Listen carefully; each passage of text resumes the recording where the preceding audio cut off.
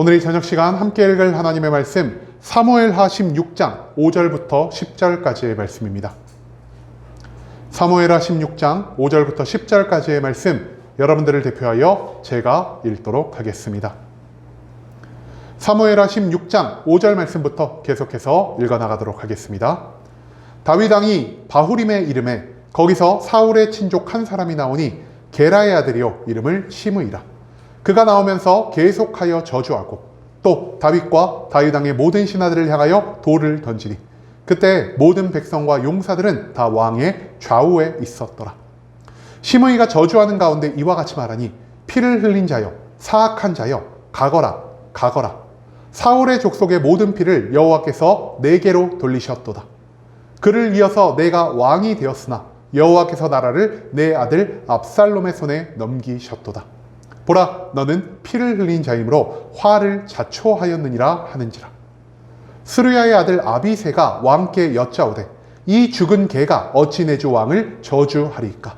청하건대 내가 건너가서 그의 머리를 베게 하소서 하니 왕이 이르되 스루야의 아들들아 내가 너희와 무슨 상관이 있느냐. 그가 저주하는 것은 여호와께서 그에게 다윗을 저주하라 하심이니 내가 어찌 그리하였느냐 할 자가 누구겠느냐 하고. 아멘. 오늘 이 시간 우리는 저주마저 수용하는 이라는 제목을 갖고 오늘 우리가 읽은 하나님의 말씀 함께 나누는 시간 갖도록 하겠습니다. 이스라엘의 역사를 통해 하나님이 세우신 왕은 어떻게 살아가야 하며 하나님의 언약은 절대로 실패하지 않는다라는 것을 가르쳐주는 사무엘하 16장의 말씀을 갖고 함께 나누는 시간을 갖고 있습니다. 오늘 본문 말씀 가운데에서 우리는 압살롬을 피해 도망하는 다윗에게 어떤 일이 일어나는지에 대해 찾아볼 수 있게 될 것입니다. 그렇다면 오늘 말씀에서 다윗은 어떤 일을 경험했으며 이 일에 그는 무엇으로 반응하였고 이것을 통해 하나님이 우리들에게 가르쳐주고자 하시는 것은 무엇인지 오늘 본문 말씀 한 절 한 절 찾아보며 함께 알아보는 시간 갖도록 하겠습니다. 먼저 본문 5절과 6절 말씀에서 성경은 이렇게 말합니다. 다윗 왕이 바후림에 이름에 거기서 사울의 친족 한 사람이 나오니 게라의 아들이요 이름은 시므이라. 그가 나오면서 계속하여 저주하고 또 다윗과 다윗 왕의 모든 신하들을 향하여 돌을 던지니 그때 모든 백성과 용사들은 다 왕의 좌우에 있었더라. 5절과 6절 말씀, 여기서 우리는 언약궤 사건 이후 다윗에게 또 다른 사건이 일어나고 있다는 사실을 찾아볼 수 있게 될 것입니다. 다윗은요, 제사장 사독과 아비아달이 언약궤를 메어서 자기에게 왔을 때 하나님의 언약궤가 없어도 하나님은 언제나 나와 함께 하실 것이요, 하나님이 나를 구하고자 하신다면 그들이 굳이 언약궤를 가지고 오지 않아도 내가 다시 예루살렘으로 돌아갈 수 있을 것이다. 하지만 하나님이 나를 기뻐하지 않으신다면 내가 죽더라도 하나님을 원망하지 않겠다라는 이런 믿음의 고백을 하는 모습을 보였습니다. 그리고 나서 다윗은요, 계속해서 압살롬을 피해 이스라엘 이곳저곳으로 도망 다니는 모습을 보이고 있다는 것이죠. 다윗은요, 왕궁을 잃어버렸습니다. 다윗은 하나님이 그에게 주신 왕위를 잃어버렸습니다. 다윗의 가족은요, 압살롬의 살인과 압살롬의 반역으로 인해서 완전히 무너져 내리고 있습니다. 무엇보다 압살롬의 편으로 모든 민심이 돌아선 이 시기 다윗과 그 무리를 비난하는 또 한 명의 사람이 등장했다는 것을 오늘 이 본문 말씀은 우리들에게 보여주고 있습니다. 이 사람의 이름은 시므이고요. 오늘 본문 말씀에서 성경은 이 사람이 사울 왕가에 속한 사람이었다는 것을 드러내고 있습니다. 이 사람은 사울이 죽고 난 다음 사울의 아들을 대신하여 왕위를 이은 다윗을 미워하는 자였고요. 그렇기 때문에 오늘 이 자리에 나와 다윗을 저주하고자 했다라는 사실을 우리는 먼저 생각해 볼 필요가 있다는 것이죠. 여러분, 시므이는요, 굳이 다윗의 피난길 중간에서 그를 기다리는 모습을 보입니다. 그리고 나서 다윗 왕과 모든 신하와 그 무리가 지나갈 때 다윗을 향해 돌을 던지며 그에게 저주하는 모습을 보이고 있다는 것이죠. 당시 이스라엘에서 돌을 던진다는 것은요, 단순히 내가 너를 공격하겠다는 의미만을 가진 것은 아니었습니다. 이것은 모욕의 행동이었고요. 심지어 이것을 모든 사람이 보는 장소에서 한다는 것은 나는 당신을 죽일 만큼 미워하기 때문에 공개적으로 저주를 하겠다는 의미였으며 그 무리의 멸망을 바라는 마음으로 하는 행동이었다는 사실을 우리는 먼저 생각해 봐야 한다는 것이죠. 또한 다윗의 신하들, 다윗의 병사들, 다윗을 따르는 무리가 있는 이 자리에서 이토록 다윗에게 돌을 던지고 저주를 한다는 것은요, 그 무리에게 죽임당할 수 있는 위험을 감수해야 한다는 것을 의미하는 표현이 될 수 있겠습니다. 그럼에도 불구하고 시므이는요, 불타는 복수심과 다윗을 향한 미움의 마음을 포기할 수가 없었다는 것이죠. 즉, 시므이는 지금 목숨을 걸고 다윗을 저주하기 위해서 이 자리에 나오게 되었다는 사실을 오늘 이 말씀은 우리들에게 드러내고 있다는 것입니다. 그 다음에 이어진 7절과 8절 말씀에서 성경은 이렇게 말합니다. 시므이가 저주하는 가운데 이와 같이 말하니 피를 흘린 자여, 사악한 자여, 가거라, 가거라. 사울의 족속의 모든 피를 여호와께서 내게로 돌리셨도다. 그를 이어서 내가 왕이 되었으나 여호와께서 나라를 내 아들 압살롬의 손에 넘기셨도다. 보라, 너는 피를 흘린 자이므로 화를 자초하였느니라 하는지라. 7절과 8절 말씀, 여기서 우리는 다윗을 향한 시므이의 저주가 무엇인지에 대해서 찾아볼 수 있게 될 것입니다. 이어서 시므이는요, 다윗을 피를 흘린 자, 악한 자라고 말을 하며 사울 족속의 모든 피를 하나님이 다윗에게 돌리셨기 때문에 그는 지금 하나님의 심판을 받을 수밖에 없다라는 말을 선포하고 있습니다.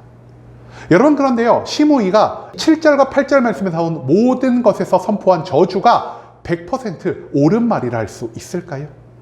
우리가 앞선 말씀을 살펴보면요, 시므이가 한 모든 말 중 대부분은요, 잘못된 정보를 담고 있다는 것을 찾아볼 수가 있습니다. 첫 번째로 다윗은요, 사울을 죽인 적이 없습니다. 사울을 죽인 것 누구입니까?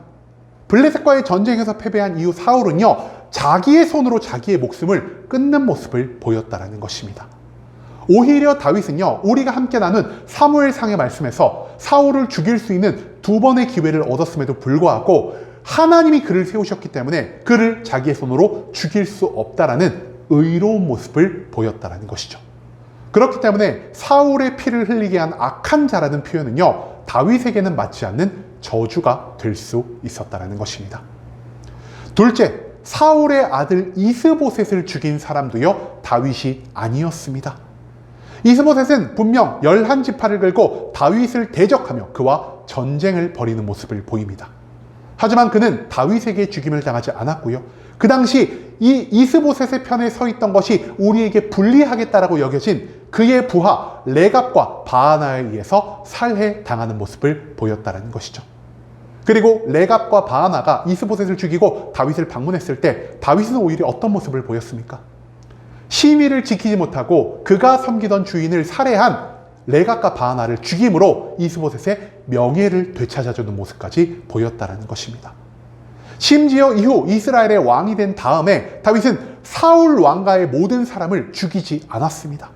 오히려 그는 사울의 손자이자 자기의 친구 요나단의 아들이었던 무비보셋을 받아주었고요, 그에게 자기 왕자와 같은 지위를 허락해주는 자비까지 베풀어 주었다는 것이죠.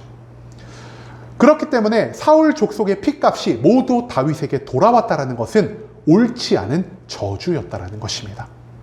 하지만 이 시므이가 말한 모든 것 중에 한 가지 옳은 말이 있었습니다. 그게 뭐냐? 지금 다윗은 하나님의 심판을 감당하는 가운데 있다는 것이죠. 하지만 이것은 사울 때문에 발생한 일은 아니었습니다.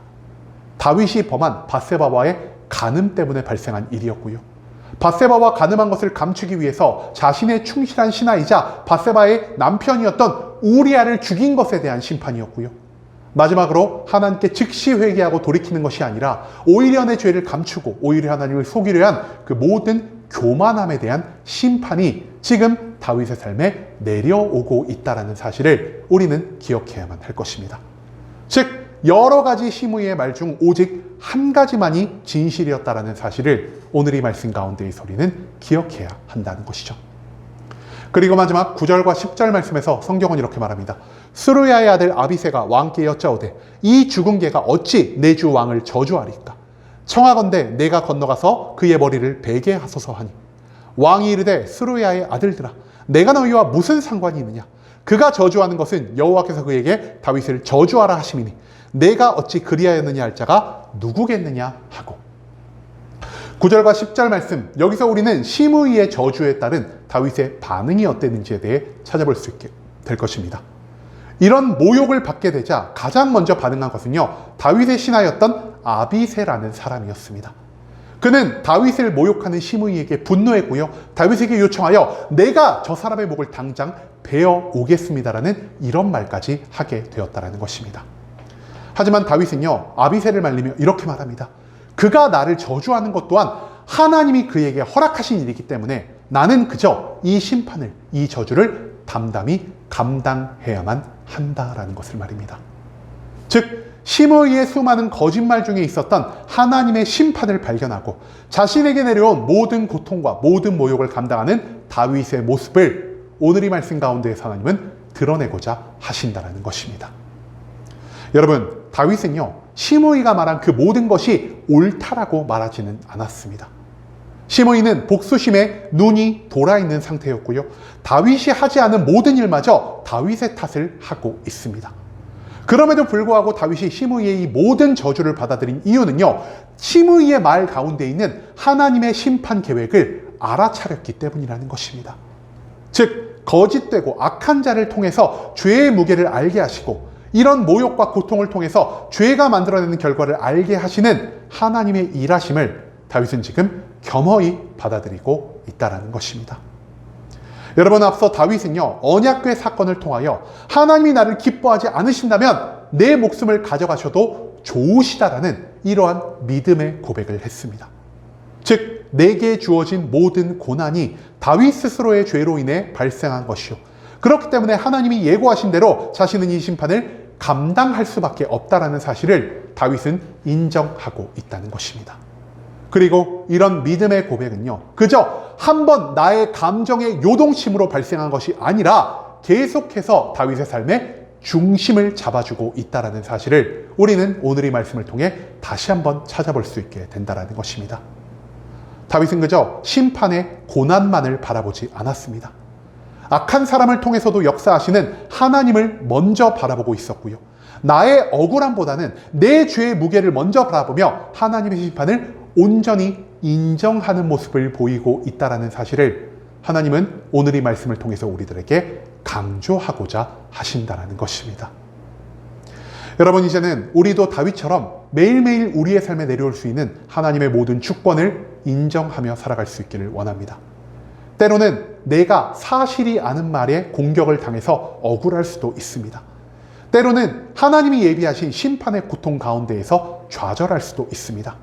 하지만 그 속에서 우리가 먼저 찾아내야 하는 것은 이 모든 일을 통해 하나님이 나에게 가르치고자 하는 것은 무엇인지, 하나님이 나를 어떤 방식으로 돌이키고자 하시는지를 먼저 알아내야 한다는 것, 이것을 오늘 말씀은 우리들에게 알려주고자 한다는 것이죠. 고난 속에서라도 하나님이 허락하신 일이라면 그 뜻을 먼저 배우려는 겸손함과 믿음을 갖고 내 죄로 인해 닥쳐오는 심판을 인정하며 같은 죄를 반복하는 것이 아닌 하나님이 원하시는 거룩과 정결의 삶을 향해 나아갈 수 있는 순복음 함께하는 교회 모든 성도님들이 될 수 있길 간절한 마음으로 소망하겠습니다.